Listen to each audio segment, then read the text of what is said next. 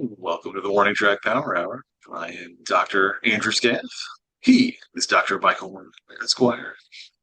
On today's show, we'll eventually talk about the Kansas City Royals, and they're still sort of in the mix for the AL Central early on in the season. We'll talk about the NBA and NHL playoffs, check in on both of those contests. Uh, but we will kick off today's show with the little bit of Kansas City Chiefs news that we have from the last week, which isn't a whole lot.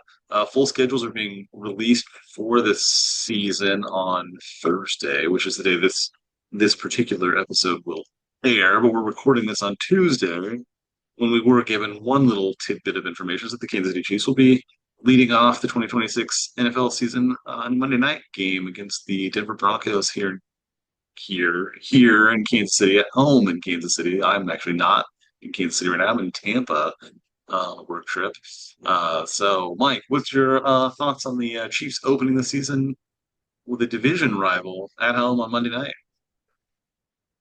I think it's a good. I don't know. It's good to have a primetime game with the Chiefs.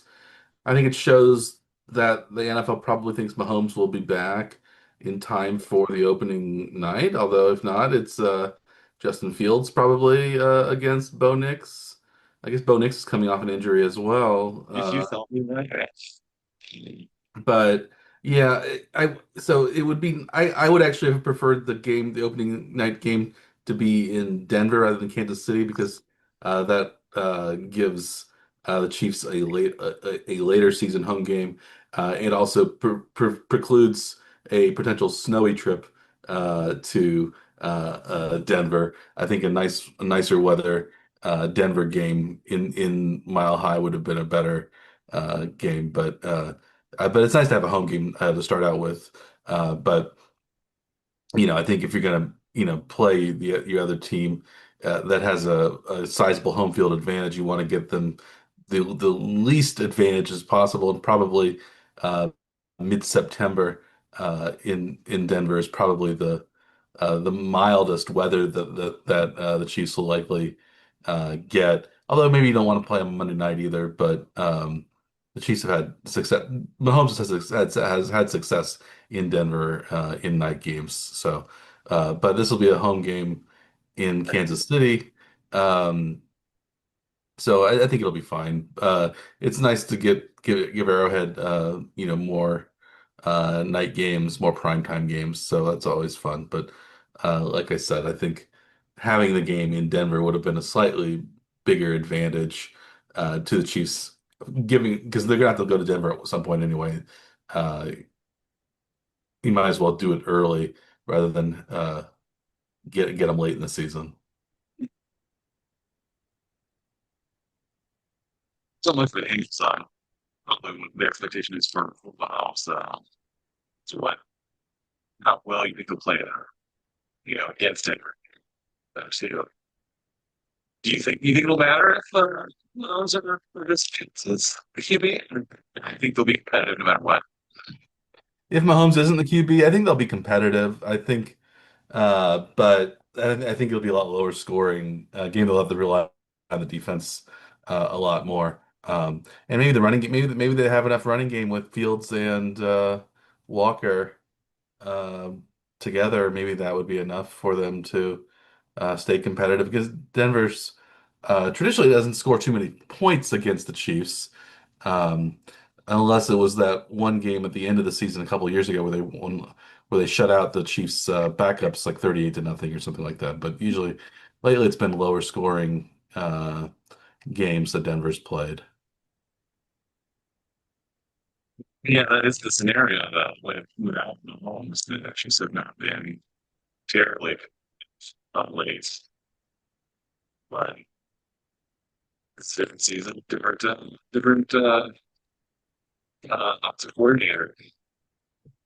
Yeah, so you got Yeah, Bieniemy back in as offensive coordinator. So that'll be different from Matt Nagy. Yeah, we'll see how it turns out. Can you hear me okay? yeah, it's through fun. Okay. You sound a little garbled on my end, so I'm not sure if it's I just startled, maybe it's not the Maybe it's not the Zoom. Maybe it's not the Zoom. Maybe it's the Tampa air that is causing. It's possible.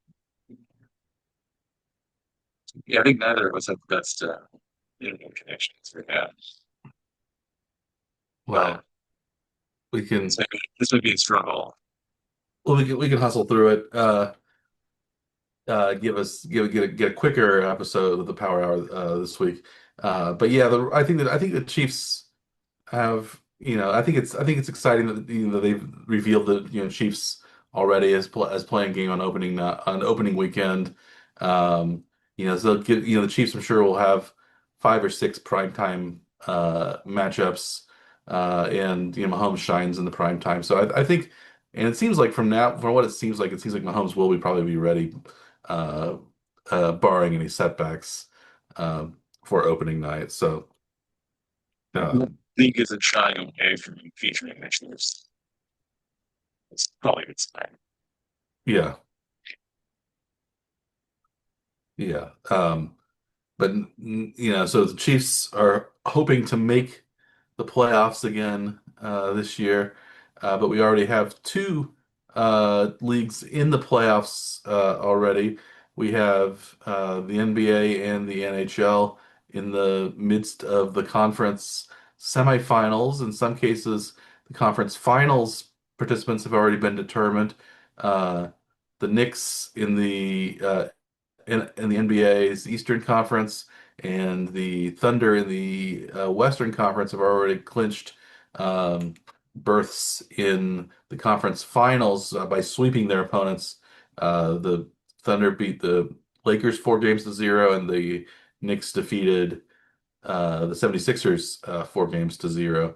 Another really high scoring Knicks game. They scored 144 points in their last um, uh, game, and that was only with 20, and they only scored 22 in the fourth quarter. So they were averaging about they had 81 at halftime.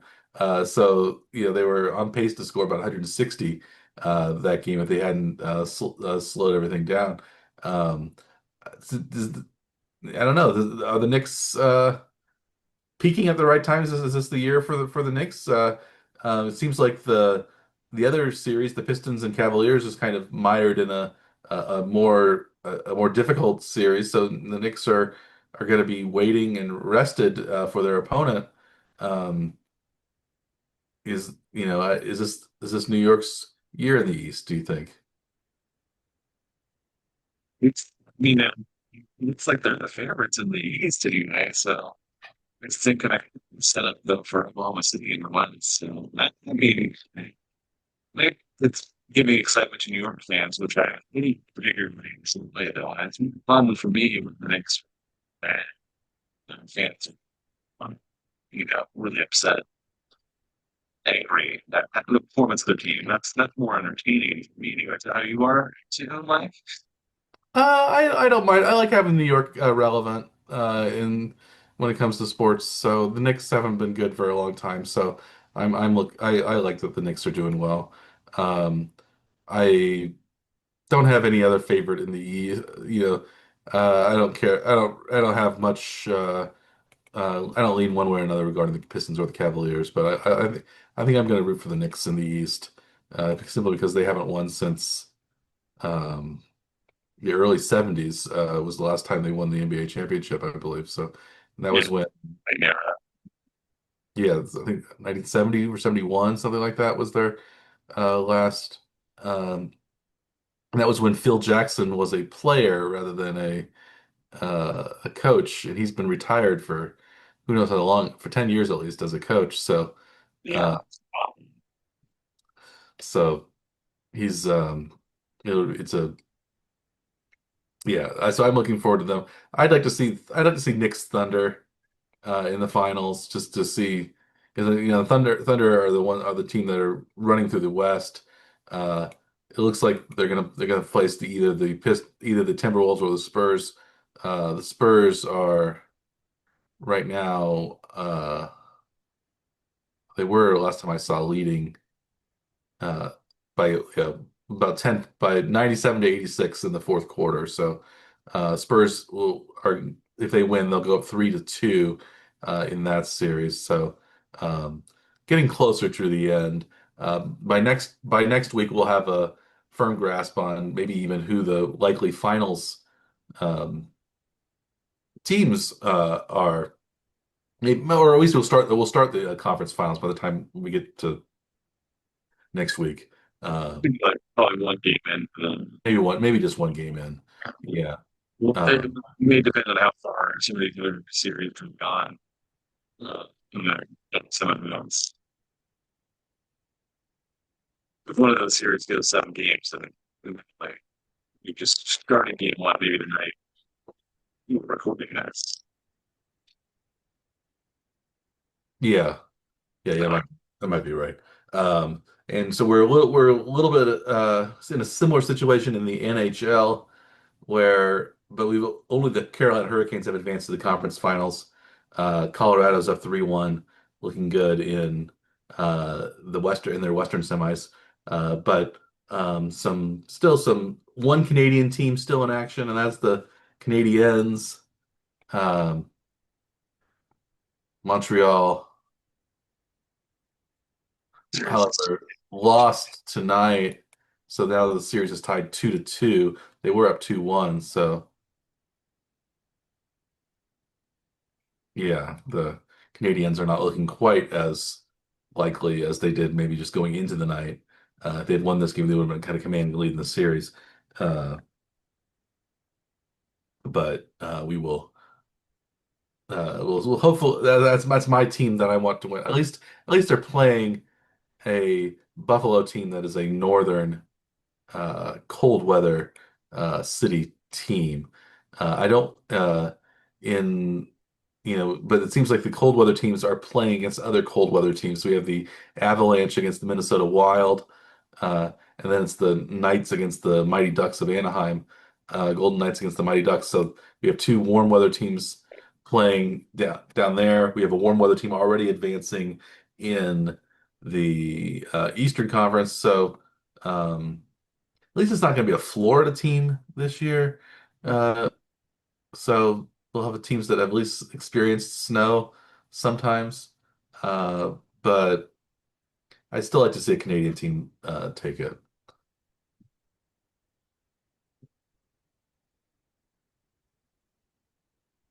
Still very likely.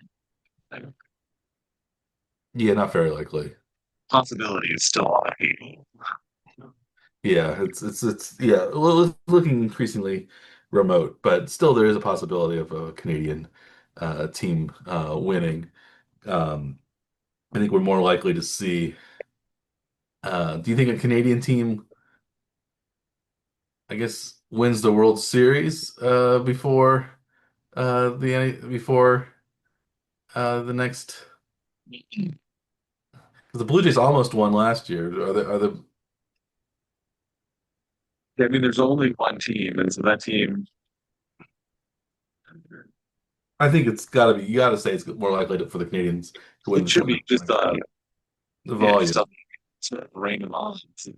One team wins the title every X number of years. One over the number of teams in the league years.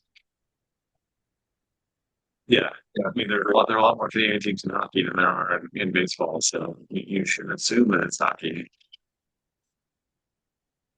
just for shots on goal. Yeah. Speaking of baseball, the Royals have dropped their game against the White Sox. They allowed an bottom of the eighth inning home run to Chicago. They lost 6-5. So now the Royals are down to 19-23 on the season, falling 3 games out of the. Are they 3 games out of first place at this point? Yeah, Yeah, 3 games out of first place, tied for last again with Minnesota, but still only 3 games out.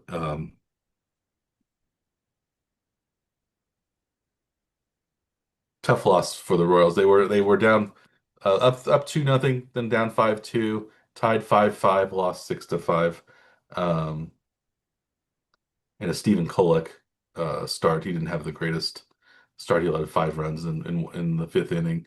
And then Matt Strom allowed the home run uh,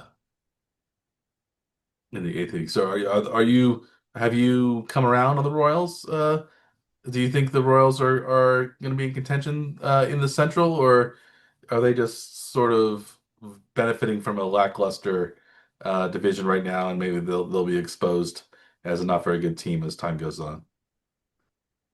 As of now, yeah, when we had our last episode, it sort of seemed like they had kind of solidified their lineup thing and were on consistent everyday approach with same players. Basically, the day after that game, we were watching during our uh, airing, during recording session, they've gone back to jumbling the lineup and moving guys around again, and they have not been playing quite as well since then. So it does not seem like they have actually figured out what they're doing. So I don't expect a lot from them right now. If they're going with a more consistent lineup, I'd have more faith in them, but that's not what they seem to be wanting to do. So it's really hard to say what expectation for the team if they can't get some of the stuff right. Seems pretty basic from his baseball perspective. Nice. It's annoying, Mike. But yeah, dropping games to the White Sox is not. You want to make your case for being competitive. Like you get, but that's a team that you need to win games against, especially when they have some tough games coming up in the next week and a half. Uh, Playing Boston and New York and Seattle, I think, in the next two series. So like winning games against the White Sox, a big deal. And they drop game five. It's only one game, but it's delivered. Yeah, it's one of those games where they could have easily won, and they seem like they give away more of those games than they take away from the other teams. At least Yeah. that's maybe just how it seems right now. Um, I guess some bright spots is Bobby Witt seems to be heating up a little bit. He's over Yes. 300 now in the season. He hit a home run tonight. Um, it seems like Pasquantino and Perez are starting to do a little better. Each of them had 2 hits as well tonight. Mhm.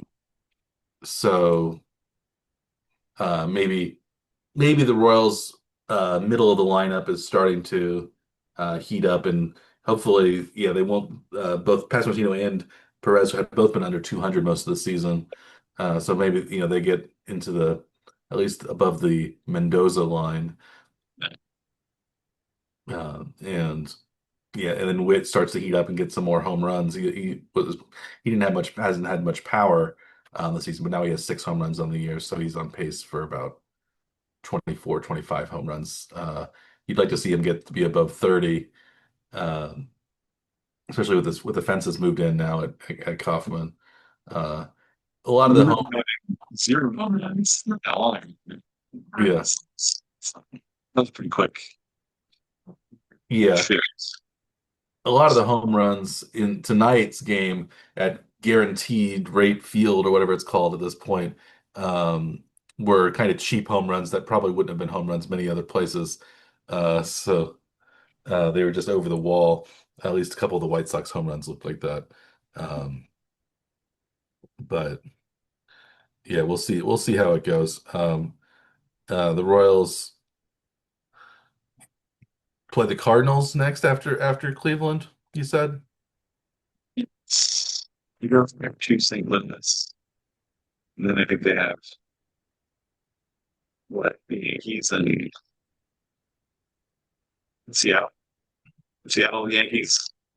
Yeah, the Yankees will be tough. They already played. They got blown out by the Yankees basically every game they played in New York. So they'll have and the Yankees are the team to beat right now in the American League. That's for sure. Um, They go to St. Louis, and then they have a 9 game homestand. Boston, Seattle, New York, 3 games each. Well, I guess now the Rays have taken over first place in the American League East. The Rays are 27-13. They're 9-1 in their last 10. So they've um, have leapfrogged the Yankees, who are 1.5 games behind No, the Rays now. So Uh, but My hometown Rays, as I'm in Tampa right now. yeah, your new hometown, whoever's Mac Potrero's hometown uh, Yes. Rays. Um,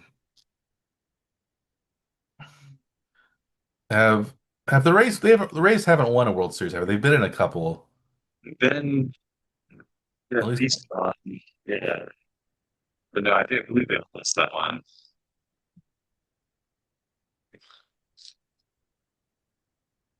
It's not actually that team. Um,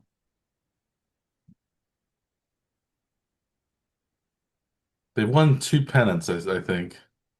Yeah. So, So they've been in two World Series.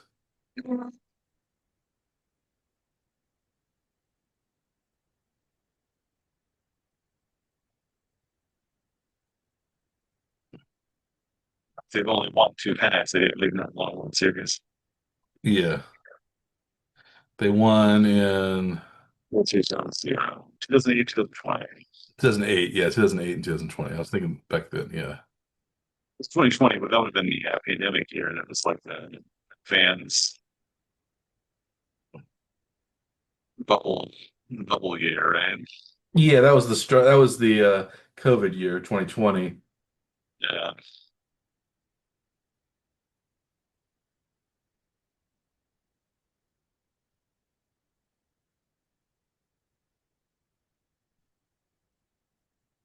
Yeah, So it's games three in 2008.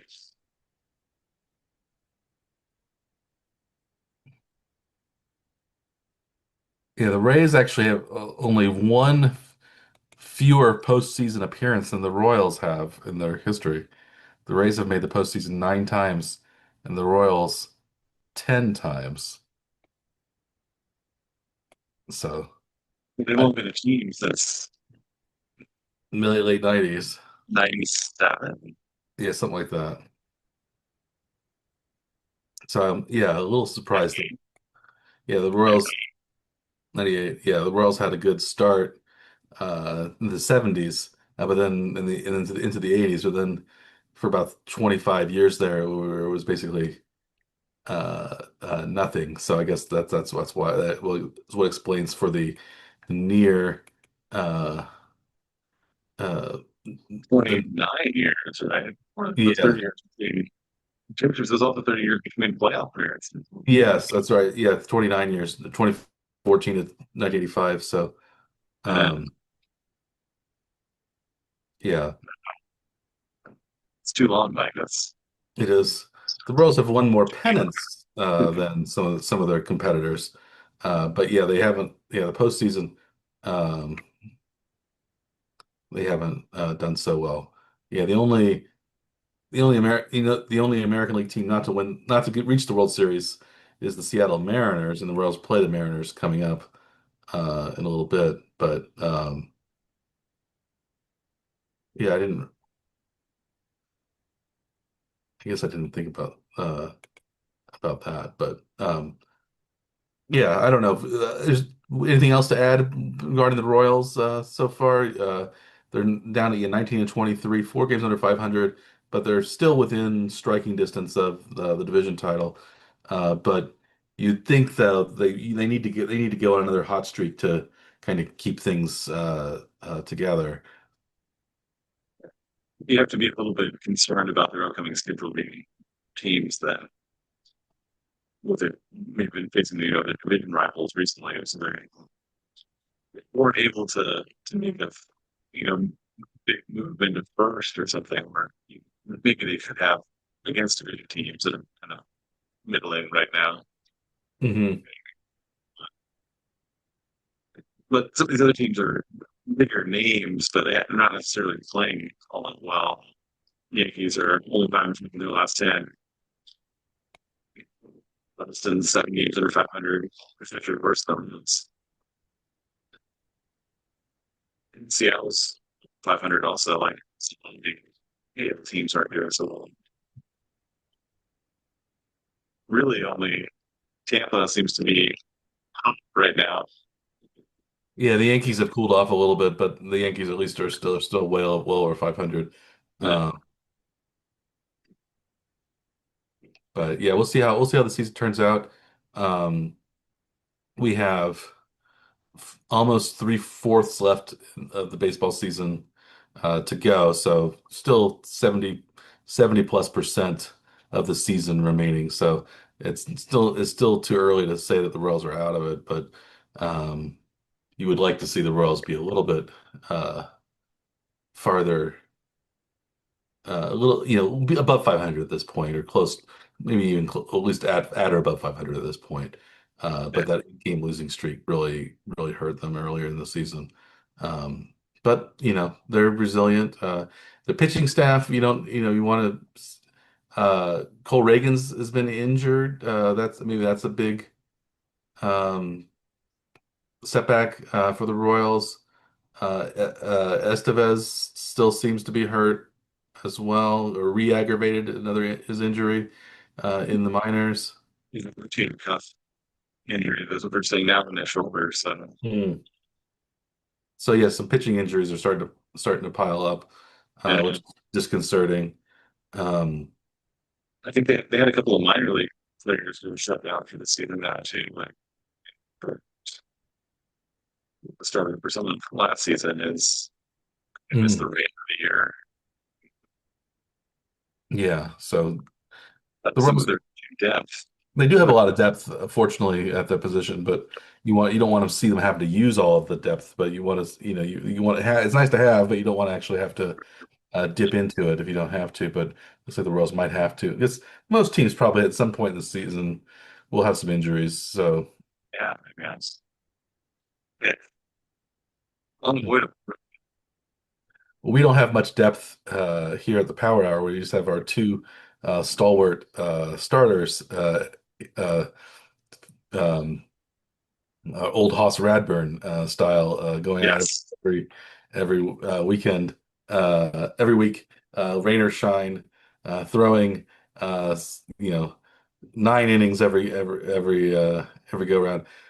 This Warrior Power episodes will be a little bit shorter than others, simply because we have a little less to talk about. Plus, also we have some technical difficulties. I think we don't want to tempt fate too much and cause Zoom to go out.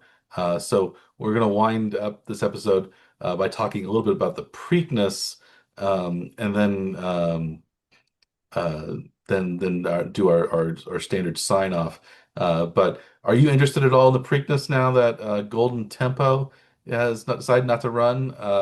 We have Incredibolt and Taj Mahal and a couple other horses that were in the Kentucky Derby, or at least in the consideration for the Kentucky Derby. They're still in there, but um, no chance at a Triple Crown this year. So, do you think the horses should be required to run if they win the Kentucky Derby? They should be required to run the Preakness if they're not injured. It's hard to say they're required to run it. I mean, that is like an awful sport. I think the Triple Crown contention is what draws the casual fans in. It's really all the money. So like, uh, if they're not going to be competing in the next race, then it kind of defeats the purpose of even having it around, really getting the casual fan to be engaged in it. Yeah, it seems like something needs to be changed in order to make sure that horses that race in the first that are in the first race are going to be expected to race in the second one. So yeah, I don't know what has to be, but it seems like you have to run it. But if they're not able to run it, then it seems like something has to be changed, like the distance between the two events to make Yeah, sure that maybe space them out be able farther. to compete. Like, because you don't want this to happen repeatedly. And I think this is becoming a more common thing in the more recent Mhm. times. So Yeah, I you know have the. to do something about to stay there because it's a lot of money that's lost if you're Mhm. those casual fans drawn into the second race of the three. If they don't want to watch the second one, they're not going to watch the third one either. But Mhm. it's an intrigue of a possibility for triple prize when it brings people to these events. I'm not going to divide my way to watch it, but if it's on TV, I'm not going to move my eyes from it either. I don't have a reason to be like actively paying attention and waiting for to watch the race to see if the Kentucky Derby winner is competitive. Yeah, I think I agree. Kind of maybe they could space out the races a little longer to give the horses a little more time to recover. Maybe they could have 3 or 4 weeks in between each of the races rather than 2 or 3 weeks. Uh, But yeah, I guess it's expensive for to run these horses too, because you don't if you don't think they're going to win, I think a lot of times the racer the it costs a lot of money to enter the horses into some of these races, uh, and so if you don't think you have a chance of winning, you don't want to lose all that money either. But yeah, I think there should be I don't know if it's maybe a it's more encouragement to get the horses to run in all of the Triple Crown races if they win the first race. I think you want to see that too, but that's not it's happening. why you think I just waive the entry fee for the winner of the Kentucky Derby from the Preakness. If Mm, it's yeah, if that's all it is, if it's just about money there, yeah, because I like do maybe think the Preakness is a stakes race where they have to put up money yeah. to go into it because the Preakness Stakes is what they call it. Uh, I mean, if that is the case, then you got to figure out how to sport to make sure that you want that entry, you want that possibility to be there. And if it's ending just because of a not even racing, mhm. then what is the point of this? Or do you just want to get rid of the concept of the Triple Crown and just make them three separate events and then we do each other? It seems like a waste of like it seems like the casual Orpheus fan has interest in the Triple Crown, but if it's not going to be a thing, then no one cares. Yeah, I think it's hard for like horse racing fans pretty much regardless, but I think the money is in the advertising. The event gets more eyeballs if the intrigue of the Triple Crown is there. yes, I mean, realistically, advertising is the only thing that means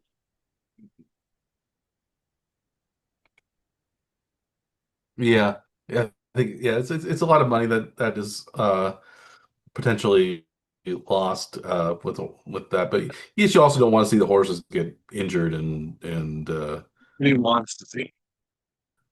nobody wants to see a horse get It's not auto racing shot. where you watch cars with car racing to see the rims. That's not. Yeah, you like to see the wrecks in yeah in an auto racing.